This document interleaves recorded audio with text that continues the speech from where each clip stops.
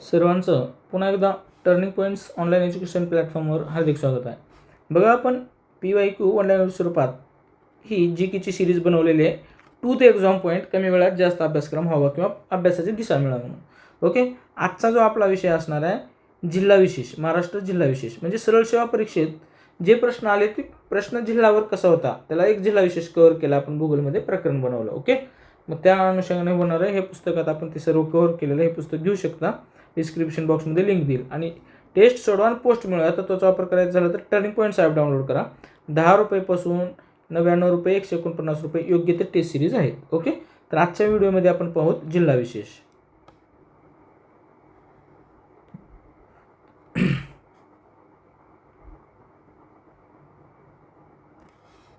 महाराष्ट्र जिल्हा विशेष. बघा, महाराष्ट्रातील पहिला सहकारी साखर कारखाना कोणत्या जिल्ह्यात स्थापन झाला? अहमदनगर. आताचं सध्या त्याचं नाव झालेलं आहे अहिल्यानगर. मला एक सांगा, जर समजा आता तुम्ही 3-1 वर्ष झाला अभ्यास करताय आणि म्हणजे GKची पुस्तकं वाचलाय, तुम्हाला असं नाही वाटत का हे प्रश्न कितीतरी वेळेस रिपीट झालेला आहे?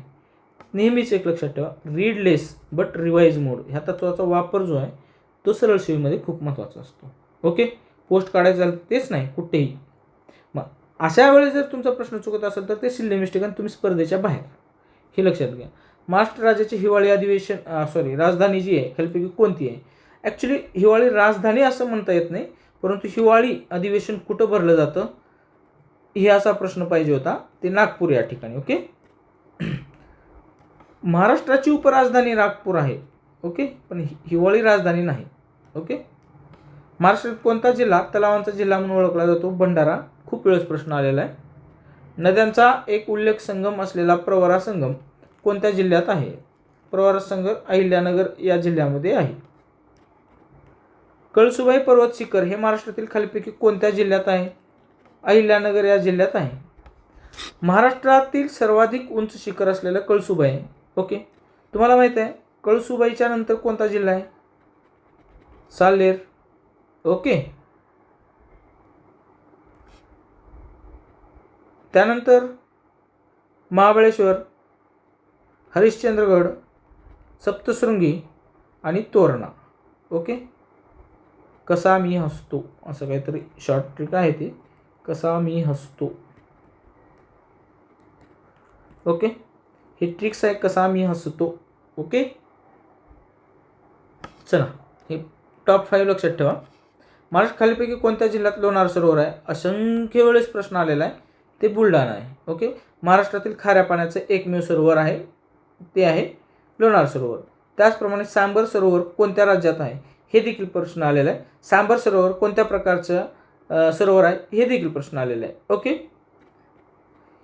हिमरू कापड प्रामुख्याने महाराष्ट्र कोणत्या जिल्ह्याशी संबंधित आहे? तर छत्रपती संभाजीनगर. ओके, छत्रपती संभाजीनगर. खालीपैकी कोणता जिल्हा हा महाराष्ट्रातील किनारी जिल्हा नाही? पुणे नाही. किनारी जिल्हा म्हणजे समुद्राच्या किनारी असलेले जिल्हे.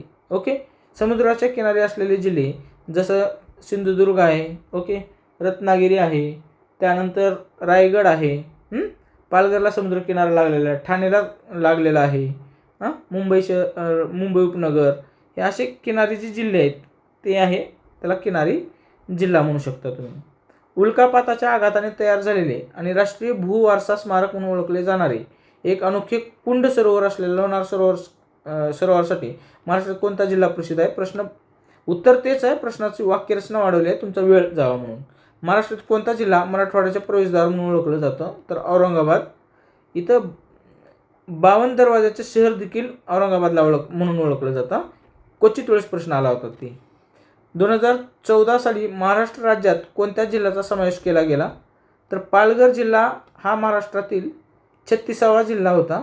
त्याच्यानंतर जिल्ह्याची निर्मिती झालेली आहे. मागणी वारंवार होत असते, जसं लातूरपासून उदगीर आणि त्यानंतर मालेगाव, म्हणजे नाशिकपासून मालेगाव, त्यानंतर अहिल्यानगरपासून शिर्डी, हे अशा काही जिल्ह्यांची मागणी वारंवार होत असते. तालुके तर असंख्य आहेत. ओके, जास्त प्रश्न आहेत आपल्या आजच्या व्हिडिओमध्ये. खालीपैकी कोणत्या जिल्ह्याची सीमा नाशिक जिल्ह्याला लागून आहे? तर जळगाव जिल्ह्याची सीमा लागून आहे. तुम्ही ज्यावेळेस मॅपचा अभ्यास करता, भूगोल करता, त्यावेळेस मॅप सोबतच ठेवा. आणि त्या अनुषंगाने तुमचं लक्षात राहील. ओके. महाराष्ट्र राज्यातील खालीलपैकी कोणत्या जिल्ह्यात आंबोली घाट आहे? तर सिंधुदुर्ग. ओके. बरं, आता हे जिल्ह्याची सीमा जी आहे त्यामध्ये केवळ जळगाव नाही, छत्रपती संभाजीनगरची पण सीमा लागलेली आहे. ओके. म्हणजे तुम्ही ठरवा, म्हणजे ज्यावेळेस वाचता त्यावेळेस पर्याय बघून तुम्हाला उत्तर निवडायचं आहे. त्यानंतर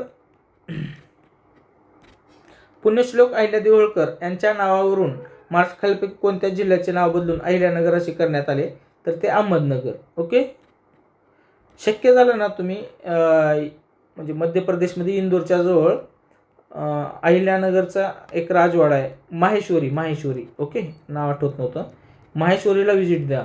एकदम सुंदर असं प्लेस आहे. तुम्ही माहेश्वरीला, आणि तिथलं ते बघितल्यानंतर अहिल्यादेवीचं कर्तृत्व लक्षात येतं. आपण फक्त महाराष्ट्रात वाचतो.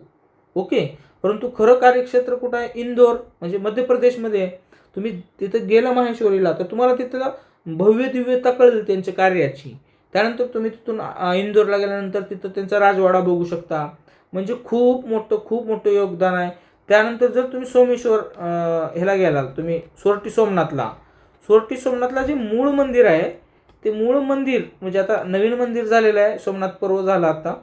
ते मूळ मंदिर सोमनाथ पर्वच्या ठिकाणी जे नवीन मंदिर आहे त्याला ज्योतिर्लिंग बनवलेलं आहे, परंतु खरं ज्योतिर्लिंग जे आहे त्याला अहिल्यादेवी मंदिर असं नाव दिलेलं आहे.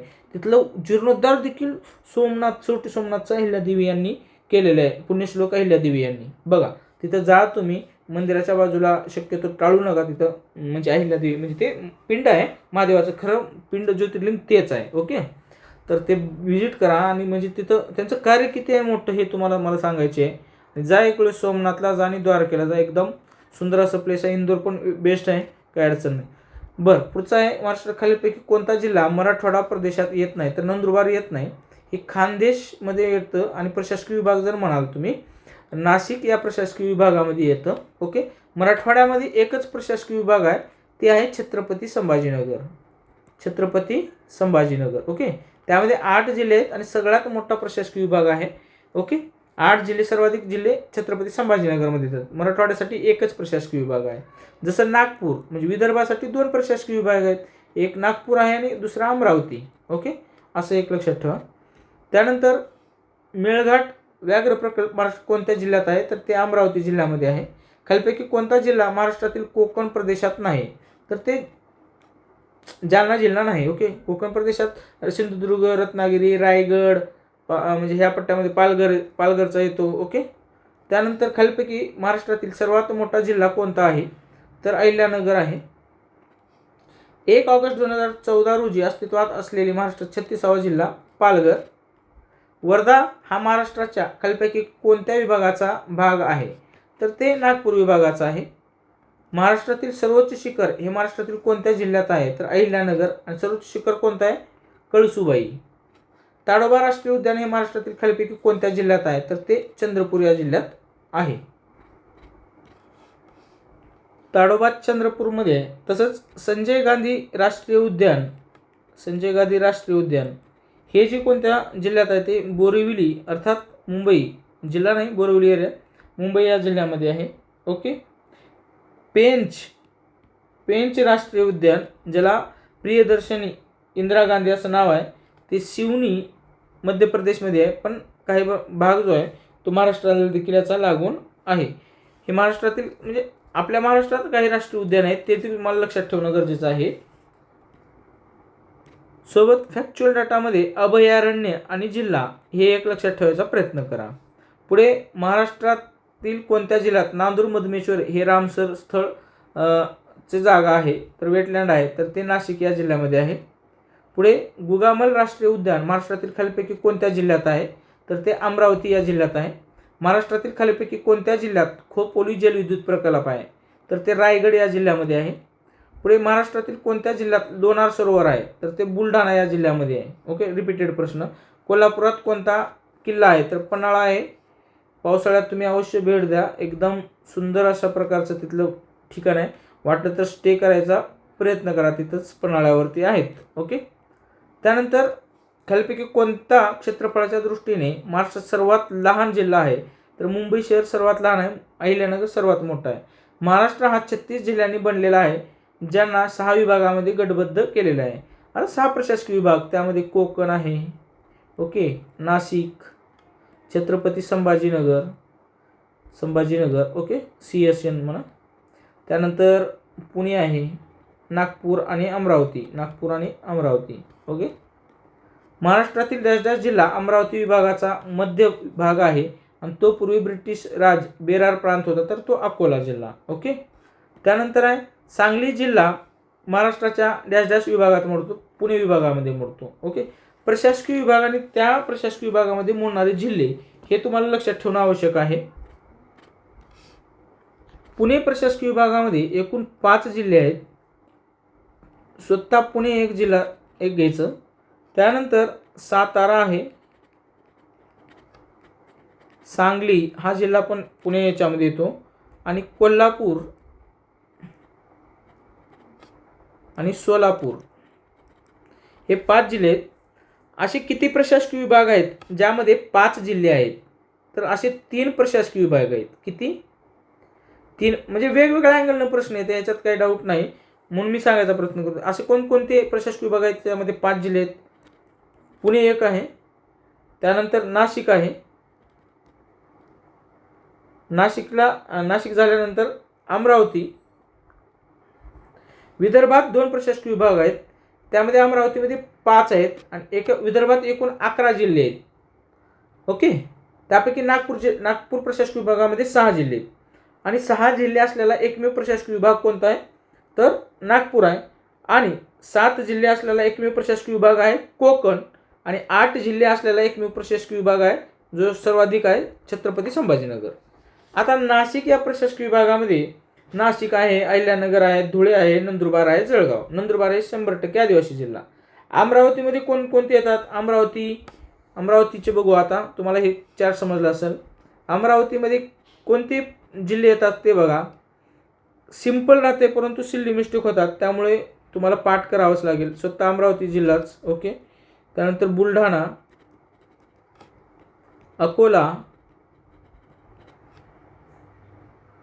वाशिम आणि यवतमाळ, ओके. त्यानंतर उरलेले जे जिल्हे आहेत विदर्भातील ते सगळे प्रशासकीय विभाग नागपूर या नागपूर प्रशासकीय विभागामध्ये इतर जिल्हे येतात, त्यामध्ये नागपूर एक, ओके. त्यानंतर नागपूरला लागून असलेला वर्धा, त्यानंतर भंडारा, गोंदिया, गडचिरोली आणि चंद्रपूर, ओके. असे काही जिल्हे लागून आहेत, म्हणजे नागपूर जिल्ह्यामध्ये, नागपूर प्रशासकीय विभागामध्ये जिल्हे आहेत, ओके. पुढे VD सावरकर अर्थात विनायक दामोदर सावरकर यांनी बांधलेले पतित पावन मंदिर हे महाराष्ट्रातील कोणत्या जिल्ह्यात आहे? असा प्रश्न असेल.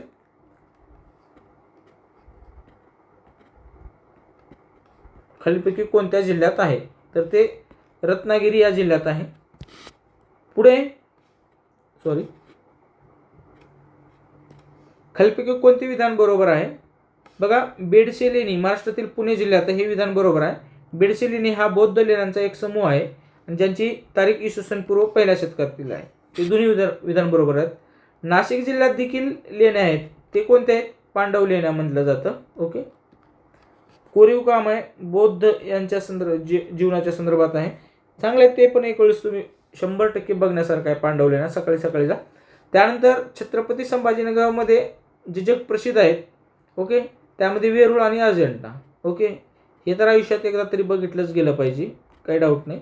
वेरूळ आणि अजिंठा हे देखील पाहणं आवश्यकच आहे, ओके. त्यानंतर लातूर जिल्ह्यामध्ये लेण्या आहेत, खरोसा, ओके, या ठिकाणी अशा प्रकारे लेण्या आहेत. काही जिल्ह्यामध्ये भरपूर ठिकाणी आहेत. राजमाची किल्ला महाराष्ट्रातील कोणत्या जिल्ह्यात आहे? तर पुणे या ठिकाणी आहे, पुणे जिल्ह्यात आहे. महाराष्ट्रातील खालीलपैकी कोणत्या जिल्ह्यात राष्ट्रीय स्वयंसेवक संघाची स्थापना झाली? नागपूर. आणि म्हणजे राष्ट्रीय काँग्रेसची स्थापना कुठे झाली? मुंबई. हे पण लक्षात ठेवा. आत्ता वक्तव्य केलं होतं महानगरपालिकाची निवडणूक झाल्यानंतर, किंवा ज्या शहरात राष्ट्रीय काँग्रेसची स्थापना झाली तिथूनच तो पक्ष जो आहे तो 4थ्या आणि 5व्या क्रमांकावर आहे, हे माननीय पंतप्रधान यांनी तसं वक्तव्य केलं होतं. त्यावेळेस असं लक्षात ठेवा की यांचं वक्तव्य आणि आपल्या अभ्यासाचा संदर्भ. सुवर्णदुर्ग किल्ला महाराष्ट्रातील कोणत्या जिल्ह्यात वसलेला आहे? तर ते रत्नागिरी या किल्ल्यात वसलेला आहे. खालीलपैकी कोणते विधान बरोबर आहे? लक्षात घ्या, वेरूळच्या लेण्या महाराष्ट्रातील छत्रपती संभाजीनगर या जिल्ह्यात आहेत. त्यावेळेस औरंगाबाद म्हणत होते. वेरूळ लेण्यांना 1983 मध्ये जागतिक वारशाचा दर्जा देण्यात आला. दोन्ही विधाने बरोबर आहेत. ही लखीना पॅटर्नवर देखील प्रश्न खूप वेळेस आलेला आहे आणि एकदा ते वाचल्यानंतर लक्षात राहते. श्री अनिल कुमार लखीना यांनी डॅश डॅश जिल्ह्यात जिल्हाधिकारी असताना अनेक सुधारणा घडवून आणल्या, त्याला लखीना पॅटर्न म्हणतात. तर ते अहमदनगर. आणि हे लखीना पॅटर्न जे आहे प्रशासनाच्या दृष्टीचं होतं बरं का, प्रशासनाच्या दृष्टीनं. महाराष्ट्राच्या कोणत्या जिल्ह्यात अजिंठा लेण्या आहेत? अजिंठा, वेरूळ, छत्रपती संभाजीनगर. पन्हाळे काजी लेणी महाराष्ट्रातील डॅश डॅश जिल्ह्यात स्थित आहे? तर रत्नागिरी. मे 2025 पर्यंतच्या माहितीनुसार महाराष्ट्रात स्थापन झालेला सर्वात नवीन जिल्हा कोणता? पालघर. 2014 साली स्थापन झाला होता. पुढे, खालीलपैकी कोणता विभाग महाराष्ट्राच्या प्रशासकीय विभागापैकी एक नाही? रायलसीमा नाही, हे आंध्र प्रदेशचा भाग आहे. मुंबई महानगर प्रदेशात MMR किती जिल्ह्यांचा समावेश होतो? तर ते 4 जिल्ह्यांचा समावेश होतो. पुढे, जुलै 2025 पर्यंतच्या माहितीनुसार जिल्ह्यांच्या संख्येच्या बाबतीत महाराष्ट्र सर्वात मोठा प्रशासकीय विभाग कोणता? महाराष्ट्र सर्वात मोठा प्रशासकीय विभाग छत्रपती संभाजीनगर. अलिबाग समुद्रकिनारा हे लोकप्रिय किनारी स्थळ महाराष्ट्रातील कोणत्या जिल्ह्यात आहे? तर ते रायगड या जिल्ह्यात आहे. सहस्त्रकुंड धबधबा जो पंचमुखी महादेव मंदिराच्या परिसरात असल्याने प्रसिद्ध आहे आणि यात्रेकरूंना आकर्षित करतो, हा नैसर्गिक धबधबा महाराष्ट्र कोणत्या जिल्ह्यात आहे? यवतमाळ या जिल्ह्यात आहे. कृष्णा नदीच्या खोऱ्यात स्थित दूधगंगा जलविद्युत प्रकल्प महाराष्ट्रात कोणत्या जिल्ह्यात स्थित आहे? तर ते आहे कोल्हापूर. दूधगंगा जलविद्युत प्रकल्प कोल्हापूर जिल्ह्यात आहे. विविध प्रकल्प आणि ते जिल्हे हे लक्षात ठेवणं आवश्यक आहे. या अनुषंगाने तुमच्या लक्षात आले असेल. ओके, PYQ स्वरूपात आपण जिल्हा विशेष पाहिलेले आहेत. आता भारत भौगोलिक विभाग आपण पाहूया. तो उद्याच्या व्हिडिओमध्ये आपण क्लिअर करूया या डाऊट. ओके, चला, व्हिडिओ आवडला तर नक्की शेअर करा, सबस्क्राईब करायला विसरू नका. Thanks for watching this video.